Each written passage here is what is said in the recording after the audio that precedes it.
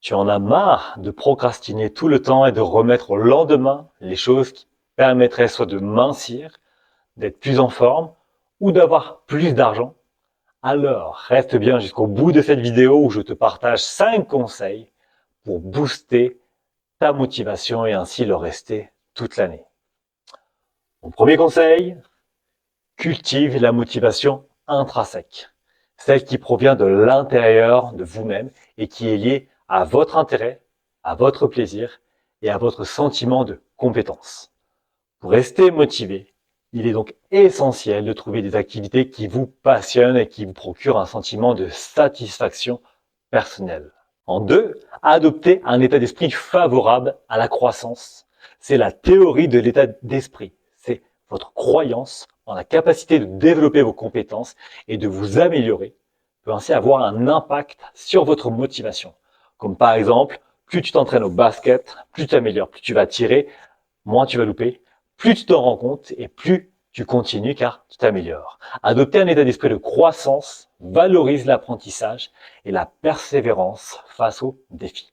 Cela peut donc vous aider à rester motivé, à surmonter les obstacles. L'échec fait partie de ton apprentissage. En 3, trouver des activités engageantes et stimulantes. Pour rester motivé, cherchez des tâches qui vous captivent et vous stimulent, où vous pouvez être pleinement absorbé et ressentir un sentiment de satisfaction. Comme par exemple, commencer à chanter dans une chorale pendant 1 an, c'est l'engagement, alors que tu sais très bien que chanter, c'est pas trop ton truc, mais tu aimes bien. Tu verras ton niveau s'améliorer, tout simplement pour pas faire tâche, et tu te trouveras engagé pour les concerts, donc obligation d'être présent et d'être meilleur pour l'ensemble de la chorale. C'est très important car tu es inclus dans l'ensemble avec les autres personnes, ce qui te crée une motivation de groupe allant dans un même sens. Je te laisse donc méditer sur celui-ci. Mieux vaut être le premier d'un groupe faible ou le dernier d'un groupe fort. En 4, fixez-vous des objectifs clairs et réalisables. C'est la méthode SMART. Le S pour établir des objectifs spécifiques. Par exemple, je vais aller en vacances à Toulouse. Le M comme mesurable. C'est à 800 km de Rouen. Ça fait tant d'essence. Les vacances vont me coûter tel prix. Le A pour atteignable. Est-ce raisonnable par rapport à mon budget? R comme réaliste. Est-ce intéressant d'aller à Toulouse pour moi? Et le T comme temporel. Combien de temps pour aller à Toulouse et pour mettre de l'argent de côté? Plus ton plan et tes étapes seront claires, plus il te sera facile de voir les étapes pour aller jusqu'à Toulouse. Et en 5, mon dernier conseil, cultive un environnement favorable.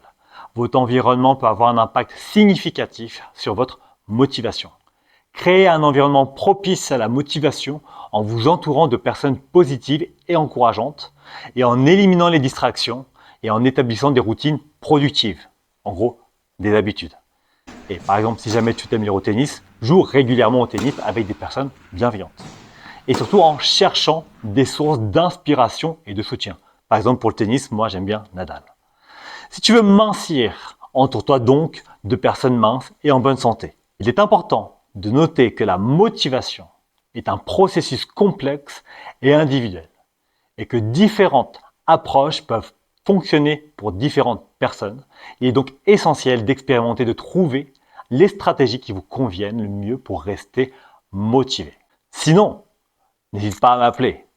Encore merci à toi, prends soin de toi et fais ton maximum pour aller le mieux possible du monde pour toi et tes proches.